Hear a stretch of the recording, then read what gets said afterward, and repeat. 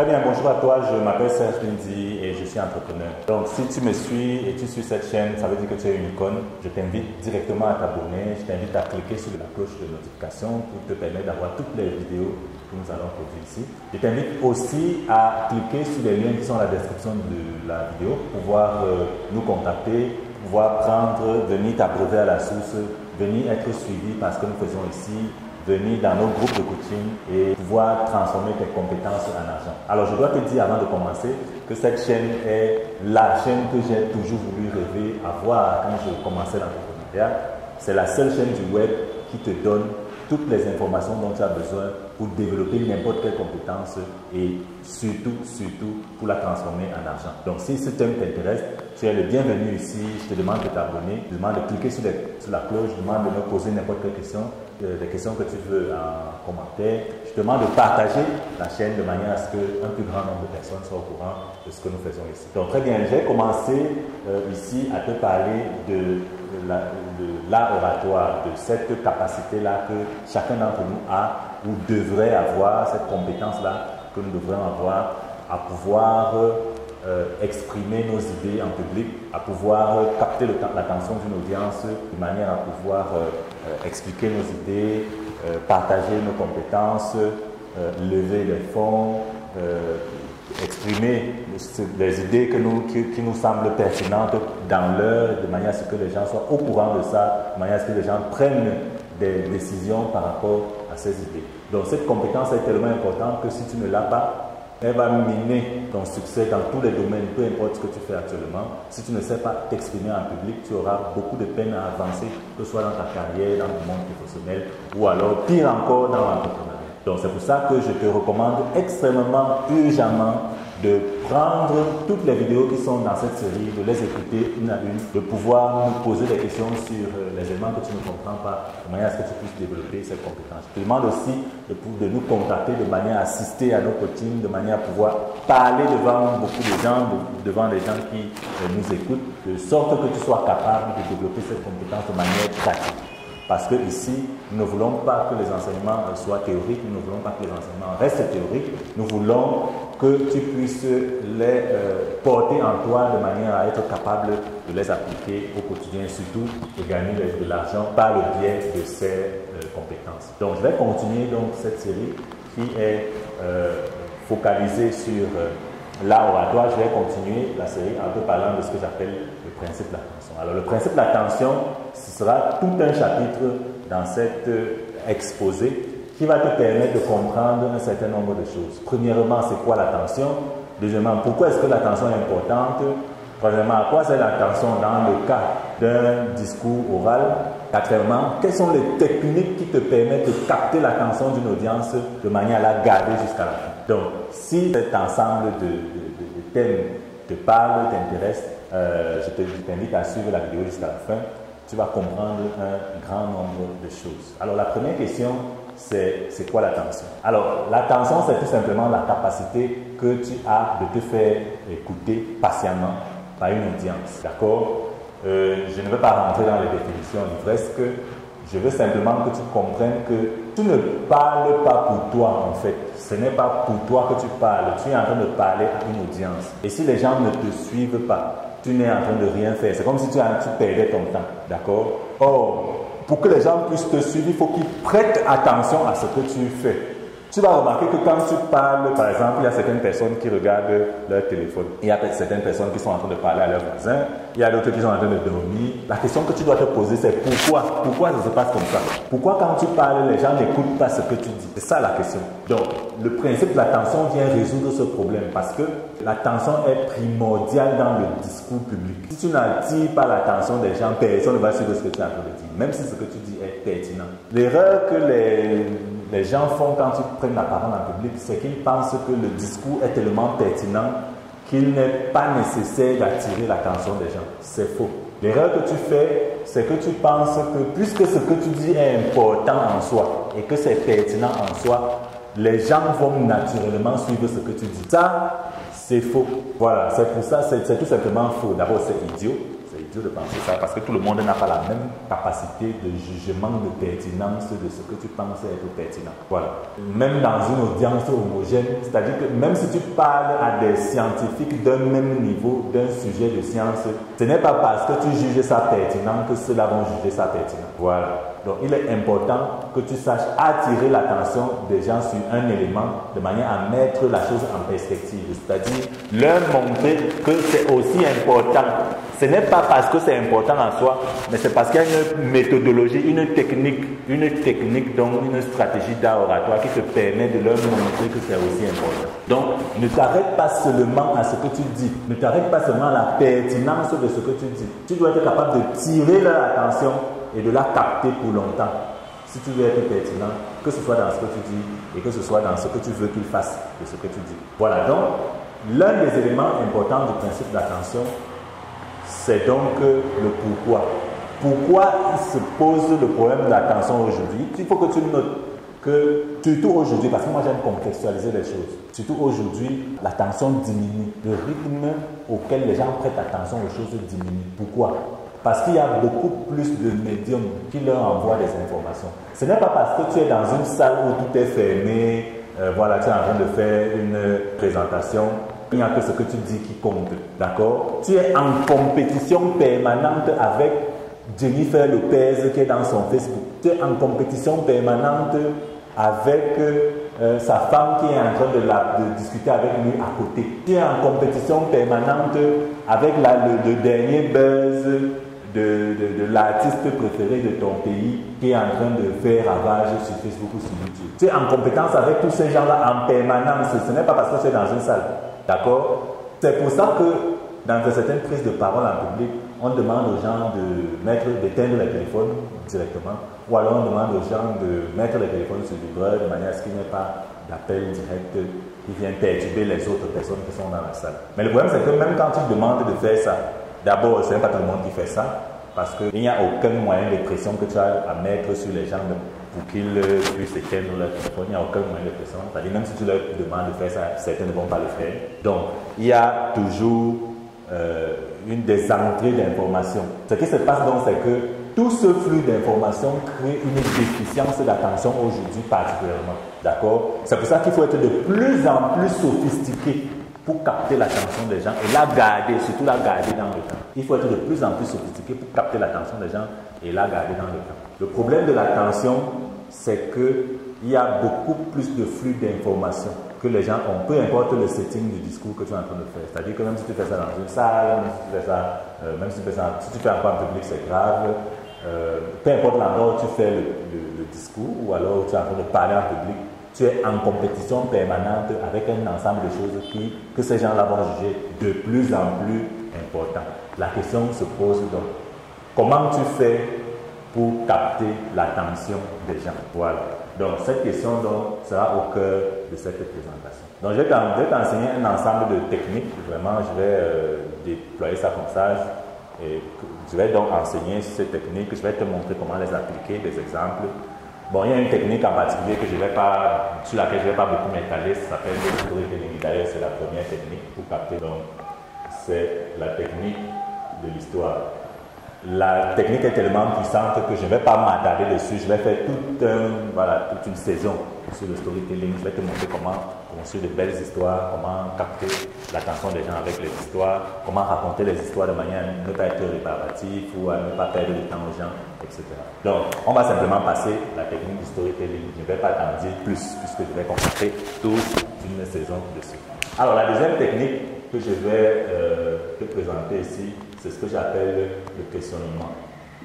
Donc, la technique est empruntée des férus de la PNL, de la programmation neurolinguistique, qui consiste tout simplement à provoquer une réaction dans le cerveau des autres par un questionnement. L'avantage du questionnement, c'est que nous ne pouvons pas ignorer une question. Notre cerveau n'est pas conçu pour ignorer les questions. Voilà, c'est un peu ça. Donc, le cerveau a été travaillé, est conditionné pour se poser des questions ou alors pour commencer à réfléchir lorsqu'une question est posée. C'est-à-dire que si je m'arrête là et je pose, c'est pour ça que c'est aussi un élément pédagogique, d'accord? chaque fois que je veux décrire quelque chose, je commence à poser une question parce que je vais attirer ton attention là-dessus. Donc, c'est une technique extrêmement bien utilisée, très souvent utilisée par un ensemble de personnes et qui permet vraiment de capter l'attention de ton audience. Imaginons un discours, c'est-à-dire qu'on te demande de parler, par exemple, de ton projet entrepreneurial. Donc, on demande de parler de ton projet entrepreneurial qui est sur l'agriculture. Donc, tu as un projet entrepreneurial sur l'agriculture et tu dois parler à une audience qui est constituée de cadres d'entreprise, de potentiels investisseurs dans ton projet. D'accord?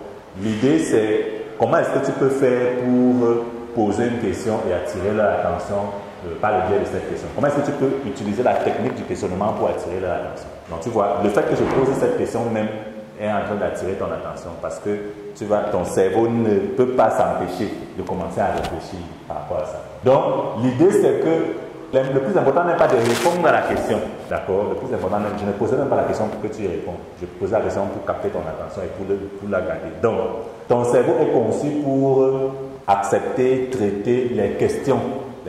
C'est pour ça qu'on ne pose pas une question sans que personne ne soit en train d'y réfléchir. La question est donc un élément très pertinent pour pouvoir capter l'attention de la personne et la déposer nécessairement sur le sujet que l'on veut développer. Donc, il est important que tu comprennes le type de questions qu'on pose. D'abord, les questions sont à réponse ouverte. Donc, le questionnement pour capter l'attention est à réponse ouverte. Les questions sont spontanées. Les questions sont inattendues. Les questions doivent être inattendues parce que lorsque tu poses une question inattendue, ça dérange le cerveau, d'accord? Ça dérange la partie rationnelle du cerveau parce que le cerveau n'aime pas l'inattendu. Ce qu'il va faire, c'est qu'il va d'abord prêter attention à la question et il va passer son temps à vouloir y répondre. Voilà, parce que nous, on veut répondre aux questions. Notre cerveau est conçu pour répondre aux questions. Pourquoi les gens se marient?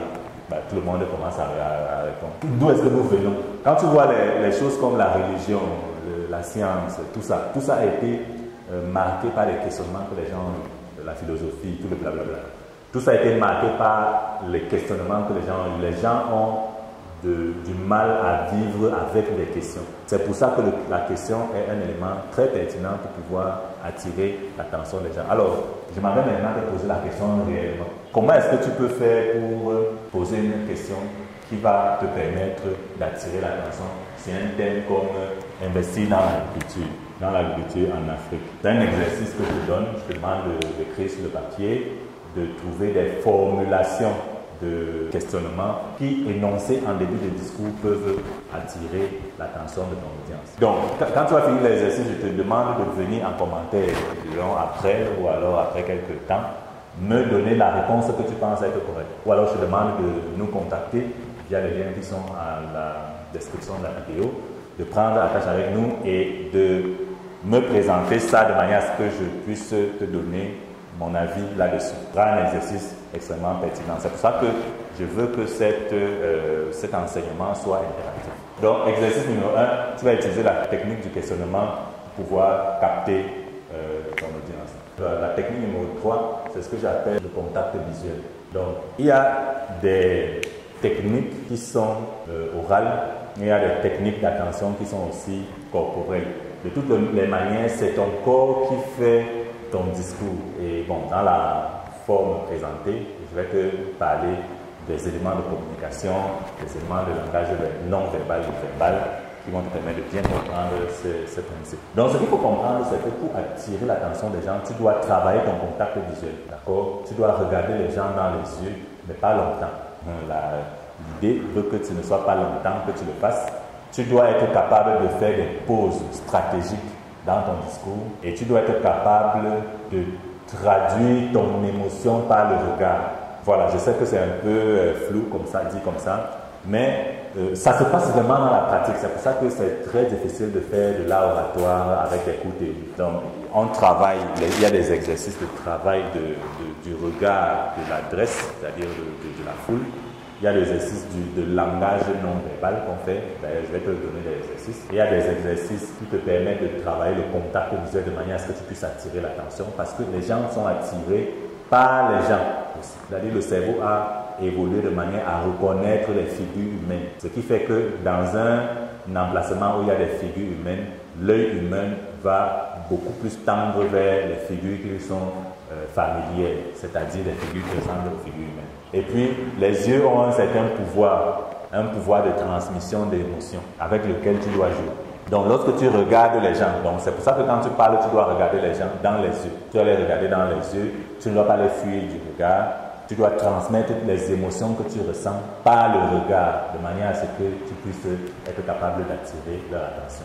Voilà, ce qu'il faut comprendre, c'est qu'il y a encore quelques années, la technique du contact visuel, c'est-à-dire déterminait que les gens étaient capables de t'écouter pendant au moins 10 minutes, d'accord? C'est-à-dire que quand tu prenais une parole, je parle bien au passé, parce que le temps a drastiquement réduit, parce que le niveau d'attention aussi a réduit.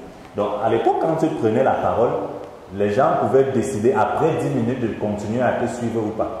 Après 10 minutes. Aujourd'hui, ce temps-là, c'est 3 minutes. Donc, lorsque tu commences à parler devant les gens, c'est après 3 minutes qu'ils décident de t'écouter ou de ne pas t'écouter. Ce qui est encore plus grave, c'est que dans les réseaux sociaux, le temps est réduit à moins d'1 minute. Donc, quand je parle de 3 minutes, je te parle d'un emplacement qui est en dehors des réseaux sociaux. Je parle d'un setting, c'est-à-dire que d'un emplacement qui est hors réseaux sociaux. C'est-à-dire que tu es dans une salle, tu es dans un hôtel, tu es dans une chambre, tu es dans une maison en train de discuter avec des gens. Donc, aujourd'hui, c'est 3 minutes. C'est 3 minutes. À l'époque, c'était encore 10 minutes. Il y a une époque où c'était 5. Aujourd'hui, c'est 3 minutes. Et dans les réseaux sociaux, c'est moins d'1 minute. Ça veut dire qu'en moins d'1 minute, quelqu'un décide s'il va continuer à te suivre ou pas. D'accord? D'ailleurs, si tu as continué à me suivre jusqu'à 7 minutes, ça veut dire qu'il y a quelque chose que j'ai dit devant ou en commençant qui a attiré ton attention et qui a fait que tu restes jusqu'à la fin. Donc, l'idée, c'est que tu sois capable de capter l'attention des gens, peu importe l'espace dans lequel peu importe le canal avec lequel tu communiques avec eux. Donc, ce qu'il faut savoir, c'est que c'est donc dans un setting normal, c'est-à-dire en prise de parole publique, c'est donc après 3 minutes que les gens vont décider de te suivre jusqu'à la fin ou alors d'arrêter de te suivre. Parce que tu continues à parler ou que tu ne parles plus, ce n'est plus vraiment un problème pour eux. Ils ont déjà décidé, bon, toi tu es nul, ou alors toi tu es un toto, ou alors toi tu n'as rien à dire, ou alors ce que tu dis est trop compliqué pour qu'ils continuent à te suivre. Donc, voilà pourquoi la question de l'attention est extrêmement importante. Alors, très bien, il y a une quatrième technique qui est tout aussi puissante, c'est la technique de l'élément commun. Donc, tu vas déterminer un ou plusieurs éléments communs entre toi et l'audience. C'est pour ça qu'il est bien d'étudier l'audience. C'est pour ça que je t'ai parlé de la préparation. Dans le principe de préparation, dans le chapitre consacré à la préparation, je t'ai montré comment tu étudies ton audience. Si tu ne connais pas à qui tu parles, tu auras beaucoup de problèmes parce que tu ne pourras pas contextualiser ton discours. La technique de la contextualisation est aussi une technique puissante pour tirer l'attention. C'est-à-dire que si tu veux parler de l'agriculture, de comment investir dans l'agriculture en Afrique, tu vas présenter un élément d'actualité pour contextualiser ta prise de parole, pour qu'elle ne soit pas en l'air, pour que l'investissement ne soit pas en l'air, pour qu'ils sentent que c'est un élément qui est contextuel, c'est-à-dire qui se passe aujourd'hui, maintenant, pour qu'ils comprennent la pertinence de la problématique actuellement. D'accord? Cette technique, l'élément commun dit que tu dois être capable de trouver un élément direct qui te relie à celui qui est investi. Par exemple, si tu parles de l'agriculture et que tu es en Afrique, par exemple, la plupart des gens ont déjà investi dans l'agriculture et ont perdu de l'argent. Voilà, la plupart des gens, que ce soit des cadres, des grands entrepreneurs, que ce soit des gens qui travaillent dans les entreprises, même les jeunes, la plupart des gens ont déjà investi peu ou prou dans l'agriculture et ont perdu de l'argent. Mais tu énonces l'introduction de ton discours en parlant d'une expérience foireuse dans l'agriculture que tu as eu. Et tu poses la question si les gens qui sont dans la salle ont déjà eu ce type d'expérience foireuse dans l'agriculture. Tu peux pousser le discours en posant la question sur les causes de cette expérience foireuse. Donc, c'est cet ensemble d'éléments qui va constituer ton introduction. Garde dans l'esprit que quel que soit le discours que tu fais, quelle que soit la prise de parole en public que tu fais, tu ne dois pas passer plus de 10% du temps de prise de parole dans l'introduction. L'introduction doit être à peu près 10% du temps de parole. Je vais revenir dessus quand je vais te montrer la structure d'une présentation dans ce que j'ai appelé le principe de la forme présentée ou du fond présenté. D'accord? Donc, il est important que tu saches, donc, d'utiliser un élément commun, le fait d'utiliser un élément commun te met directement en lien avec l'audience et te permet de capter leur attention. Le dernier élément, donc la dernière technique que je voulais te présenter, c'est ce que j'ai appelé la contextualisation. Voilà, donc tu te rends compte que toutes ces techniques sont centrées en fait sur les éléments du thème, de l'audience et de toi. C'est un triangle entre toi, le thème et l'audience. Très important ce triangle. C'est ce qu'on appelle le triangle oratoire. Donc, la personne qui parle, à qui il parle et de quoi elle parle. Donc, ce triangle permet de trouver toutes les techniques d'attraction d'attention qui sont nécessaires, qui sont trouvables même. En fait, toutes les techniques qui te permettent d'attirer l'attention de l'audience ne peuvent provenir que de ce triangle. Une exploitation adéquate de ce triangle peut te permettre d'avoir une introduction extrêmement vive qui va ranimer ton audience et qui va créer un lien de connexion entre toi et l'audience. L'idée derrière étant de maintenir l'attention jusqu'à la fin.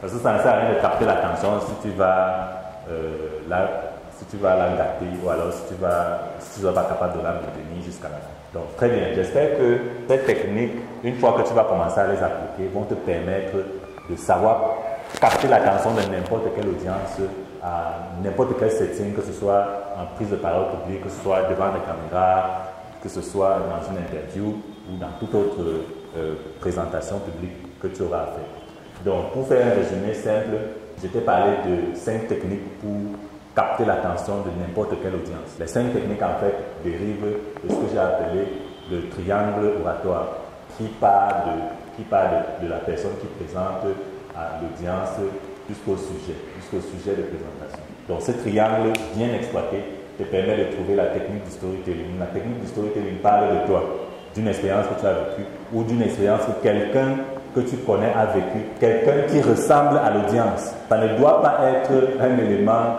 lointain. Bon, je vais vraiment barrer ça, je ne veux pas parler de ça actuellement parce que je vais concentrer toute une saison sur le storytelling. La technique du questionnement, elle est fondée sur le sujet.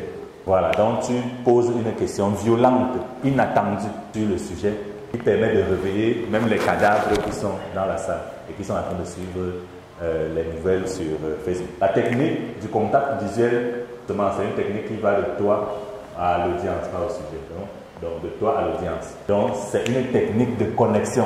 Voilà. Donc la technique de l'élément commun, c'est aussi une technique entre toi et l'audience, mais qui prend en compte le sujet. Parce que l'élément commun, c'est un élément qui a un lien avec le sujet et qui permet de te rapprocher de l'audience en parlant du sujet d'une manière subliminale. Et enfin, la dernière technique, c'est la technique de la contextualisation qui, elle tourne tout autour du sujet, mais elle permet de montrer en quoi le sujet est pertinent aujourd'hui et pourquoi l'audience doit suivre ce que tu es en train de dire sur cette pertinence. Très bien, j'espère que toutes ces techniques vont être utiles pour pouvoir déployer ta capacité à attirer l'attention sur une audience. Ce que je veux, c'est que tu fasses l'exercice de tirer sur ce thème-ci en particulier un ensemble d'exemples qui sont liés à ces techniques. Bon, évidemment, tu ne peux pas faire le contexte visuel parce que le contexte visuel nécessite que tu sois en train de parler à une foule en particulier.